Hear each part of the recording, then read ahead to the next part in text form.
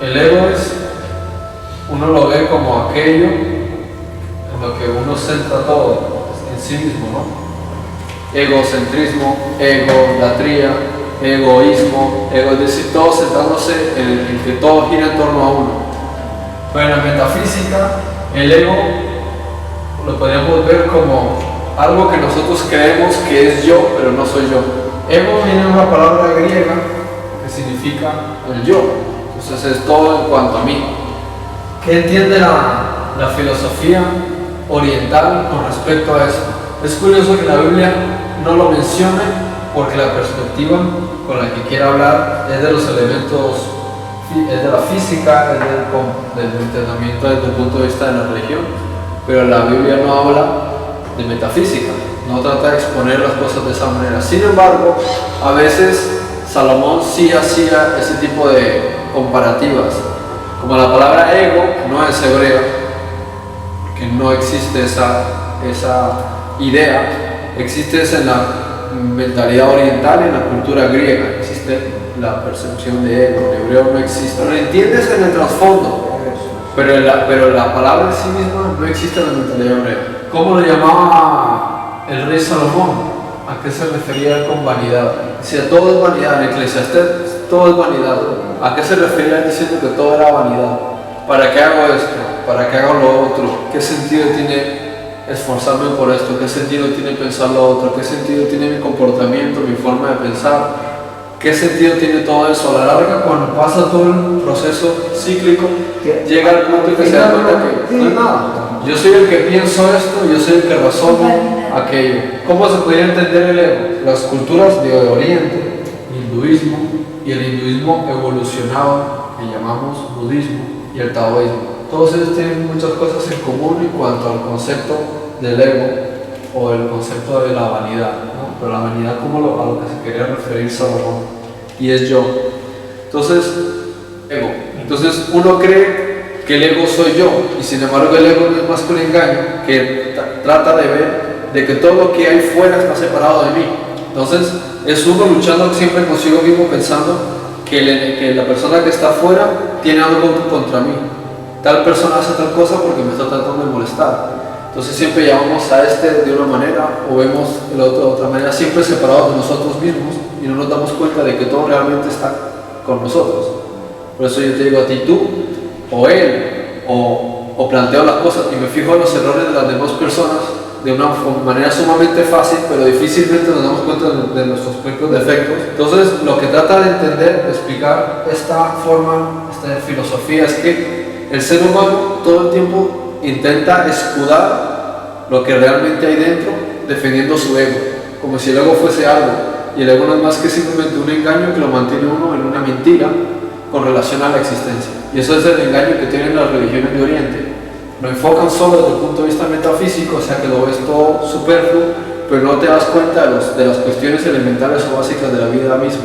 Por eso es tan difícil a veces de encontrar el compromiso con Jesús de que tienen las religiones de allá, aunque la manera que tienen de ver el mundo es mejor que las religiones de acá, me refiero a Oriente.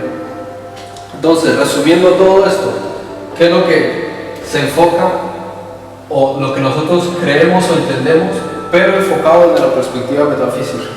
Solo existe uno, no existe nada más. Nosotros le llamamos Dios, por resumir, para no volvernos locos ahora con definiciones, nomenclatura ni nada de eso. Solamente existe uno. El uno tiene emanaciones de sí mismo, de su propia luz, ¿no? Porque él es luz pura. Entonces esas emanaciones, que no son más que simplemente la manifestación del mismo. Todo esto están unidos en una misma forma de pensar, mente colectiva. Y aquí estamos todos y todos realmente somos uno. A medida que yo vaya explicando, esto se puede ir empatando con las cosas que Jesús muchas veces trataba de explicar y no lo entendía. Entonces, en el momento en que la mente colectiva, todos nosotros, pensamos qué es no estar en esta unicidad, automáticamente se genera una proyección diferente. Solamente en el momento en que deja de existir ese pensamiento de que todos somos dentro de Dios o todos somos uno dentro de Dios y nace una cosa que llamamos Big Bang. ¿Qué hace el Big Bang? Manifiesta el pensamiento de dualidad que la mente colectiva ha desarrollado. En otras palabras, todo es solamente una cosa, no existen dos, no existe división, no existe dualidad, no existe blanco y negro, no existe un lado y el otro, no existe día y noche, nada de eso existe, solamente existe uno. En el momento en que la mente colectiva piensa o comete el error, el pecado de pensar qué es estar separado de la unicidad, entonces se genera esa dualidad que manifiesta las proyecciones individuales. Entonces aquí es donde empieza a actuar el ego. ¿Qué es lo que trata de hacer el ego? Decir que tú eres un individuo independiente. Ahí viene la idea de independencia. Yo esto, yo lo otro y todas las cosas están ajenas a mí.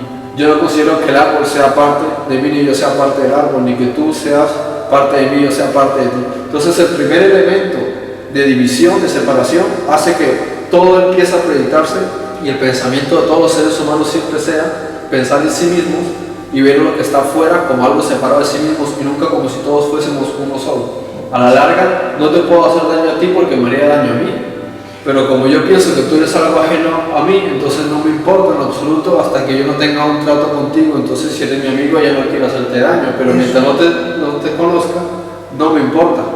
Eso lleva a esa rebeldía, independencia. Y fíjate cómo la sociedad también busca mucho eso: independencia de gobiernos, independencia de la familia, independencia de esto, y no es una forma de decir trabajemos todos de forma colectiva, todos nos ayudemos unos a otros de forma mutua. No, ya llega una persona en que el ego le dice tengo que pensar en mí, enriquecerme, mientras otros se hacen pobres. Entonces unos pocos son más ricos y la mayoría son pobres, porque siempre está el elemento ego engañando al ser humano a decirle tienes que defenderme, tienes que alimentarme, tienes que protegerme. Por eso cuando uno le dicen algo, no es uno realmente el que se defiende, sino que es el ego el que te dice te están ofendiendo, te están molestando, se están metiendo contigo. Entonces el ego es el que automáticamente nos hace creer a nosotros un engaño, como que todo lo que está afuera nos quiere atacar, y uno sin embargo protege al ego como si fuese nuestro amigo. Claro, como el genio que cada uno tiene, el espíritu que tiene uno consigo. También podemos tomar las escrituras y enfocarlas desde un punto de vista metafísico para verlo de una manera diferente, distinta, ¿ok? Con otra perspectiva. Bien, entonces, si todo lo que aparece a partir de este pensamiento de dualidad o de división se manifiesta, entonces sí parece que hay un equilibrio. No puede haber día sin noche, luz y oscuridad. Todas esas cosas que aparecen en la creación no son más que simplemente esa proyección. Entonces, si estamos todos realmente en uno, y es la mente colectiva la que desarrolla esto, aquí viene una parte muy interesante en la que la ciencia también está dando vueltas. Cuando empiezan a estudiar sobre la física cuántica, la mecánica cuántica, el campo unificado y demás, lo que están tratando es de estudiar aquello que está por encima de la física, porque la física no puede responder a todas las cosas. Entonces están tratando de entrar al aspecto que nosotros llamamos espiritual, ¿ok? Pero nosotros vamos a explicarlo desde un punto de vista metafísico. La ciencia está llegando a comprender que el universo no es más que una proyección holográfica que se está desarrollando automáticamente. ¿Y de dónde sale esa proyección holográfica? Nosotros mismos, que somos parte de esta mente colectiva, estamos viviendo en un holograma que nuestra propia mente está desarrollando. ¿Cómo qué? Imaginémonos la película de Matrix. ¿Qué pasa con Matrix? Vivimos en Matrix, ¿se acuerdan de la película? Nos desarrollamos en Matrix. Un chico decía, mira, ¿y qué me hace a mí pensar que realmente esto que me estoy comiendo no sabe a otra cosa? El programador, ¿cómo me hace a mí saber que esto sabe a esto y no estoy probando otra cosa? ¿Cómo sabes tú que lo que estás experimentando es real? Los que han visto la película más o menos habrán parado a pensar cómo es el desarrollo o qué sería estar uno realmente viviendo en un sueño. De hecho, muchas veces cuando estamos en un sueño, ni nos damos cuenta que estamos soñando y todo es sumamente real, aunque hay cosas tan incongruentes. Puedes estar lavándote las manos y de repente miras a la izquierda y vuelves a ver a la derecha y te estás quemando en fuego y no te paras a pensar cómo es que antes había fuego y ahora hay agua. Perdón, antes había agua, ahora hay fuego. La lógica, la conciencia, a veces se ve menguada cuando uno está dentro de ese sueño.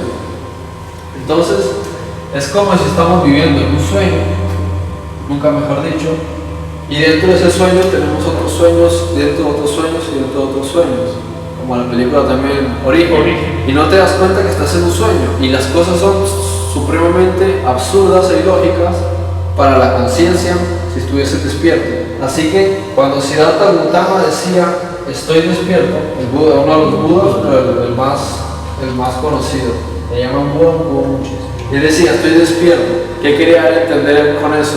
De que se había dado cuenta de que no es más que un sueño, es ilusorio, es una fantasía, ¿ok? Y él sacaba varias conclusiones, decía, me doy cuenta de que el sufrimiento no es más que parte de esta experiencia en la que estamos. Todo es un proceso de aprendizaje. Todos realmente estamos unidos y uno piensa que está separado. Y el taoísmo también trata de explicar este tipo de cosas. Él habla de la dualidad. Por eso el reino de los cielos está fuera de vosotros, pero también está dentro de vosotros. Sí, que todo dejará de ser, o que todo vuelve al Padre. Desde el punto de vista metafísico, tenemos esta vivencia, la experiencia que creemos que es real y volvemos al punto de origen. Entonces por eso las cosas dejan de ser. ¿Y cuál es la perspectiva, por ejemplo, diferente? Que a medida que más vamos conociendo, nos vamos dando cuenta de que la experiencia humana no es más que variedad. De que no tiene importancia esto, no tiene importancia lo otro, sino que el ser humano está aquí para aprender. Supongamos entonces que no existe universo, que no existe nada de esto, solamente somos nosotros dentro del Padre. Y la mente colectiva que va imaginando que existe el universo. Cuando piensa aquello que es contrario, es decir, pensar solamente qué sería estar separado de Dios, tal es la mente que crea esa realidad y vive todas esas experiencias para volver otra vez al punto de inicio. ¿Qué es la parte oscura? Todo aquello que va siendo menguado y se va a desaparecer. Todo el resto va a volver a su punto de origen. Es como un mal sueño. Quedó una vez uno se despierta y vuelve otra vez. Entonces, ¿en dónde entra el bien? ¿Dónde entra el mal? Nada más que en las experiencias. Si consideramos que todo el universo entonces está aquí y nosotros estamos proyectando fuera de nosotros, y no es tú, sino que realmente soy yo mismo ahí y tú estás realmente aquí. O sea que somos todos como si estuviésemos teniendo múltiples sueños a la vez, pero realmente son la misma mente, es un mismo individuo.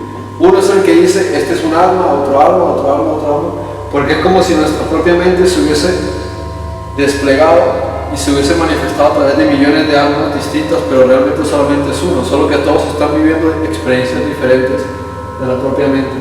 Entonces la mente nuestra es la que está teniendo diferentes experiencias, la está experimentando ahí, en cada uno de nosotros. O sea que si yo te hago daño a ti, realmente me estoy haciendo daño a mí porque nosotros somos parte. Ahí entra la cuestión del bien y la cuestión del mal. El mal es todos los resultados de ese pensamiento que nada tiene que ver o nada en lo absoluto está acorde al pensamiento de unanimidad con Dios. Eso es el mal. El bien es todo aquello que viene del Padre. ¿Okay? Entonces, a través de las experiencias del ser humano, cuando él cree que vive, uno por aquí, otro por aquí, uno en una época, otro en otra, eso solamente es un sueño. La cuestión del tiempo no existe. Es solamente una única proyección, se expande y vuelve otra vez y vuelve a sí mismo. Entonces, cuando se expande es ese pensamiento, que para uno son 4.000 millones de años, pero simplemente es un pensamiento en esos cánones, lo piensas, ves el resultado de ese pensamiento y vuelves otra vez a su punto de origen. Entonces, claro, uno dice, bueno, y tantos millones de personas que han sufrido, tantos millones, nada más que han sido proyecciones de ese pensamiento que se han desarrollado en esas pequeñas partículas que llamaríamos almas. Tú ya eres un punto dentro de la mente que quiere cambiar toda la realidad existente, cuando a partir de aquí se estableció que no iba a ser así. Entonces, cuando la mente con Dios consideró que esto iba a tener lugar, también concibió todas las probabilidades y todas las estadísticas y todas las situaciones y el destino y demás de cómo iba a ser para volver otra vez al punto de origen. Es como si nosotros nos hubiésemos reunido con Dios y hubiésemos pensado cierta cosa, ¿no? Y decir, bueno, ese pensamiento, experimentenlo para que ustedes mismos lo vivan. ¿Quieren experimentarlo? Todos dicen, sí, sí, yo quiero. Bueno, ahora van a estar ahí y les van a enchufar un cable y se van a quedar dormidos y van a vivir un sueño. Cuando se despierten, habrán aprendido cómo fue esa experiencia de lo que habíamos planificado aquí. Sin embargo, mientras estuviste dormido, para ti pasaron 80 años. Puedes tener una perspectiva diferente con base en que te des cuenta que es un sueño. Por eso Jesús dice, no temáis a los que matan el cuerpo, no temáis a la muerte, porque la muerte no es nada. La muerte es solamente el final del sueño. Por eso muchos dicen, quisiera morir para que se acabe el sufrimiento. Es decir, tú quieres acabar con él o no acabar. Claro, entonces es como que tú estamos aquí y el guión preestablecido es este. ¿Lo aceptas? Sí. Entonces tú ya aceptaste el guión. Ahora, si después tú te vas a enojar, pues entonces ya es otra cosa. Pero cuando estás dentro del sueño te das cuenta que en el sueño hay dolor y hay sufrimiento, porque es esa sensación de la mente colectiva. Imagínate hasta qué punto es poderosa la mente de Dios y nosotros estando con ella como para que sea tan real. Entonces se proyecta y eso es lo que nosotros estamos viviendo. Hay sufrimiento, hay alegría, hay todas esas cosas. Acorde a lo que estoy tratando de explicar, para qué habíamos venido nosotros a la existencia. No sería una casualidad, no sería un sufrimiento realmente, no sería. Puedes tener una perspectiva muy diferente de lo que es la existencia. Te das cuenta de que realmente estás aquí es para aprender. Todas las experiencias que tienes no es más que una edificación para tu alma y evidentemente para nuestra propia mente. Todo lo que tú pasas, lo que yo paso, nuestras vivencias día a día durante lo que nosotros llamamos vida, que no es más que un sueño. La idea es que nuestros sueños no se pierdan, que nuestros sueños sean una experiencia. Así cuando uno duerme, lo ideal sería que siempre que has tenido un sueño, o en la noche a lo mejor tienes más de un sueño, son también como experiencias que tú vives. A veces estás en un sueño y es como si estuvieses viviendo en Alemania, naciste alemán, en una época muy diferente, pobre, ¿no? Y tienes toda una existencia y muchas cosas te ocurren. De repente te despiertas y te acuerdas del sueño y piensas que ese sueño te marcó. Y a lo mejor el sueño te marcó tanto que a lo largo de tu vida aquí sigues pensando en ciertas cosas como si hubieses tenido una experiencia más. Así es lo que ocurre con la mente colectiva, con lo que nosotros llamamos vida. También podría ser como un videojuego. Como si de un videojuego se tratase. Ahora nos ponemos todos de acuerdo y creamos un videojuego. Y el videojuego tiene la capacidad de que si nosotros queremos, podemos conectarlo con nuestra mente y meternos al videojuego. El problema es cuando estás dentro del juego y se te olvida que estás dentro del juego y tú vives eso como si fuese totalmente real y le das demasiada importancia. Entonces estás dentro del sueño y todo te parece. Entonces, ¿qué es lo primero que te das cuenta? Si estás dentro del sueño, de que el miedo es el primero y mayor engaño del ego. El miedo es el mayor engaño, porque ¿de qué tienes que tener miedo si estás dentro de un juego? Nada que no esté preestablecido o esté ya pensado tiene que suceder. O sea, que el primer engaño es el miedo, pero es diferente eso a que tengas miedo de que es algo por ahí, de que tengas miedo de qué ocurrirá hoy, a que tengas miedo de qué va. Entonces, la vida en miedos, o el principal engaño del ego, porque realmente no te va a ocurrir nada. Mira que el Señor dice, si el Señor alimenta a los animales, ¿no son ustedes algo más que tienen que preocuparse? Viste mejor a las plantas, a las flores, de lo que lo hizo con Salomón. Entonces, si ustedes son más importantes, ¿de qué se preocupan? Mira que Jesús parecía hippie, no se preocupaba realmente por nada, porque Él era el primero que sabía que no hay nada de que estarse preocupando. Suponte que uno considera que esto es verdad, lo toma tal cual. Entonces, ¿de qué tendrías miedo? Pues del dolor. ¿Y de morirte? Pues no, porque entonces te darías cuenta de que morir es simplemente que se acaba el sueño y vuelves otra vez a la fuente, o simplemente sueñas otra vez, no pasa nada, porque es simplemente un sueño. Te despiertas y dices, bueno, voy a seguir con la experiencia, necesito aprender más. Predico ahí 20 años en la Pero hay que ver, porque dentro del guión estaba preestablecido que iban a haber muchísimas variables, como una ecuación matemática. Tú coges las semillas y las tiras para todos lados. Algunas caerán aquí, otras ahí, otras ahí. Bien por las que caen es buena semilla, pero es que es parte de la ecuación. Cuando tú lanzas las semillas, es como que dice, el Big Bang es el lanzar las semillas. Entonces, donde haya nacido, donde te haya tocado en ese momento, es simplemente la ecuación de ese momento. Puede ser mala o buena, porque no es más que la proyección que refleja la parte de uno que pensó que sería estar separado de Dios. Ah, bueno, tú quieres pensar que lo que es estar separado de Dios, pues mira lo que es estar separado de Dios. La ignominia, el no saber, la incertidumbre, el dolor, el sufrimiento, pero también está la parte de la voluntad, que es decir, sí, yo quiero experimentarlo.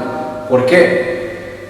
Porque al venir a la realidad, lo que nosotros llamamos realidad, que no es más que un sueño, empiezas en el nivel 0 y vas subiendo escalones, 1, 2, 3, al final vuelves otra vez al Padre. La cuestión es cuando la gente no sabe nada de eso y simplemente se queda en el patrón 0, quejándose y sufriendo y haciendo daño a otras personas. O sea que su mente se bloqueó en el sueño, no se dieron cuenta de por qué estamos aquí, para qué hemos venido, y se quedaron disfrutando de las riquezas del mundo, metidos en las preocupaciones o los afanes del mundo, mientras otros simplemente dicen, pues ya que estoy aquí, vamos a empezar a ver, este es el juego que me tocó, ¿qué tengo que hacer? Igual que en un videojuego, no te quedas parado en el coche y lo paras y te quedas observando a los competidores. Si estás jugando un videojuego de coches, también corres. Esa es la parte en la que te tocó. Entonces, ¿en qué país me tocó? ¿En qué época me tocó? ¿En qué circunstancias me tocó? Pues entonces vivo el juego de acuerdo a las circunstancias que se me permitieron, porque el reto está en cómo soy yo capaz de haber entrado en un mundo mortal y hacerme inmortal. ¿Cómo siendo humano puedo llegar a ser un Dios? Entonces me están dando las oportunidades para que empiece de cero, sabiendo que la realidad no es más que un sueño, que tengo mucho potencial y puedo llegar a subir todos estos escalones para volver aquí. O sea que mientras uno se bloquee sin saber qué es lo que ocurre a nuestro alrededor y por qué está aquí, te puedes quedar dando vueltas aquí toda tu vida y nunca vas a progresar. ¿Qué hace uno, por ejemplo, cuando va a un psicólogo? ¿Cuál es el papel del psicólogo? De hacerte una serie de preguntas para sacar un resultado y para ver qué hay dentro de aquí. Entonces, a medida que uno también es cerrado, pero se desarrolla con otra persona y suelta lo que hay dentro y habla y se desarrolla, al final termina soltando cosas que tenía adentro. Si la conciencia, la mente colectiva, tenía ese pensamiento de qué sería estar separado de Dios, desarrollalo. ¿No? Dios diría, bueno, vamos a desarrollar ese pensamiento. Todas esas partes que pensaron lo que no tenían que pensar, podríamos decirlo así, claro, la sabiduría. Nosotros lo hemos visto en la parte práctica cuando hablamos sobre la sabiduría, pero desde el punto de vista metafísico sería estas partes oscuras que pensaste, las vas a desarrollar también como almas, las vas a desarrollar como vivencias. Los coptos o los egipcios lo llamaban eones. Entonces, esas realidades, cuando llega el momento, simplemente desaparecen. Y las partes que son puras volverán a su raíz. Por eso Jesús dice, nadie se va a perder. Nadie que el Padre me ha dado se ha perdido. Entonces, es como todo el Dios no está establecido. Ya se sabe quiénes van a volver a raíz y quiénes se van a perder. Pero todos nos dan la experiencia, la oportunidad de que podamos vivirlo para que cada uno decida. Uno decide con su vida o con las cosas que hace, lo que piensa, si es parte de la luz o si es parte de la oscuridad. Uno a través de sus obras lo demuestra. Si eres de la luz, volverás a la raíz de la luz. Si eres de la oscuridad, desaparecerá junto con el sueño. En estos temas llaman despertar de la conciencia a qué. Cuando tú de aquí te das cuenta de las cosas, a medida que te vas dando cuenta de las cosas, pero a su nivel, va subiendo. Por eso, ¿cuál es el primer ejemplo de Jesús? De que Jesús es el camino de vuelta a la luz, porque Él es la luz. Entonces, si la gente se queda en el punto 0, busca la estabilidad, busca los afanes de este mundo, busca las riquezas, busca el ser más poderoso que otros, en meterse con su semejante, oprimir, hacer daño, solo piensa en beneficiarse él mismo, alimentar el ego. ¿Qué está haciendo? Se está quedando en el punto 0 y no está progresando. Entonces, ¿qué ocurre? lo que ellos llaman karma. Quiere decir, toda acción tiene su consecuencia. Entonces, ¿qué le pasa a la mente colectiva? En cada una de estas emanaciones o realidades, cada uno vive su parte cíclica. Timoteo, Dios quiere que todos los hombres sean salvos y vengan al conocimiento de la verdad. Exactamente. Este camino hacia aquí es la verdad. La gente que vive su vida sin importarle, uno, las experiencias que pueda aprender, y dos, el conocimiento que pueda adquirir, simplemente se quedó en el mismo sitio. Por eso es tan grave o tan triste y tan lo peor que puede haber el hecho de amar la ignorancia, amar quedarse sin querer saber mucho más.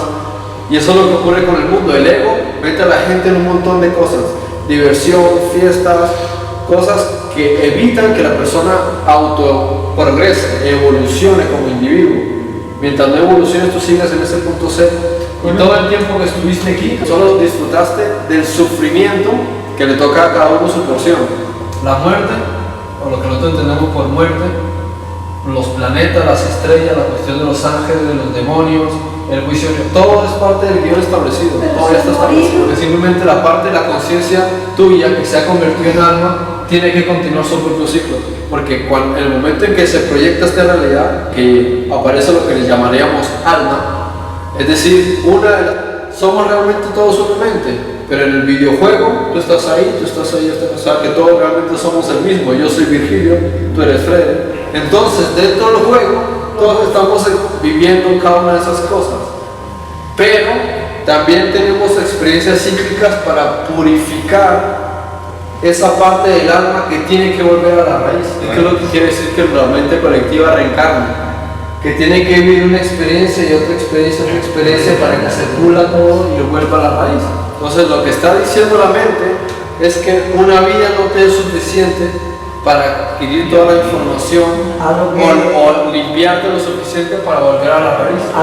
Entonces la mente colectiva es la que está volviendo otra vez a pasar todas esas etapas. Por eso la mente colectiva se manifestó en su tiempo a través de una persona, un tiempo después en otra en su época, uno es negro, otro es chino, hace miles de años hasta el día de hoy. Entonces, si alguien apareció hace 1000 años y yo estoy aquí hoy, ¿él qué es de diferente? Nada, simplemente una proyección que tocó, porque la proyección fue un flash, pero en ese flash uno cayó por aquí, otro por aquí, otro por aquí, otro por aquí, como los espermatozoides, todos salieron volando. Uno llegó primero, sí, pero es que solo para nosotros es cuestión de tiempo, pero en la proyección no existe el tiempo, simplemente él está aquí, está aquí, está aquí. Pero todos realmente somos todos los pensamientos nuestros. ¿Cuál es la cuestión? El alma llega aquí negra porque esa es la experiencia con la que he llegado, o simplemente llega blanca. Pero ¿cómo es la vida del individuo para que cuando acabe el sueño él termine blanco? Si cuando acaba el sueño él termina, puede volver a la raíz desde el punto de vista metafísico. Ahí puede. Pero si terminó negro y no está dado que él termine negro, entonces vamos a hacer otra oportunidad para que se limpie y vuelva otra vez se limpie. Sino hablando de que la mente colectiva necesita limpiarse, es decir, es como suponer que yo me voy a acostar a dormir y pienso que en 8 horas de sueño voy a experimentar todas las cosas que necesito para hacerme o formarme como hijo de Dios. No puedo. Tendría que volver a acostarme el día siguiente y al día siguiente y durante toda mi vida acumular todos esos sueños, lo que llamamos alma, acumular todos esos sueños, todos esos recuerdos para entonces traducirlos en mi vida como individuo, si yo considerase que los sueños son los que me van a forjar. Entonces nuestro sueño aquí es lo que nos forja, pero si no vivimos nada, no experimentamos nada, no progresamos, solo vivimos en miedos, no estudiamos, no nos fortalecemos, nos quedamos estancados, nuestra vida se acabó en esos 80 años y fue un sueño desperdiciado. Entonces, si nuestro designio es volver a la luz porque simplemente no fue un sueño apropiado, pues nos ganó tu sueño para que lo volvamos a experimentar. Es decir, cualquier día entonces me porto mal porque entonces tengo una segunda oportunidad. Es que ahí viene la cuestión del karma. Todo lo que hagas tiene una consecuencia y al final tú tienes que terminar blanco. ¿Cómo hacen para limpiarte? Si igual que un diamante, saca un diamante del barro y tienes que empezar a frotarlo, y ahora quieres hacer de él un diamante que no sea en bruto sino bien tallado, pues empiezan los cortes. Entonces todas las experiencias que nosotros vivamos al final nos van a limpiar. Depende de uno si es tosudo, si es débil, si es lo que sea, para evitar que el progreso de ese diamante sea más duro, sea más largo. Y que lo que recibes un golpe en el siguiente. El universo en general, o esta realidad, este sueño, se llama Maya. De llevarnos a la perfección, actuar de forma correcta para que uno se limpie y se haga luz en esta vida, que no necesites que te den palos o el karma te dé palos para que tú te mejores. Y decir, yo no necesito que me peguen para aprender, ¿acaso soy tonto? La cuestión es que alguien me lo explique o alguien me lo diga.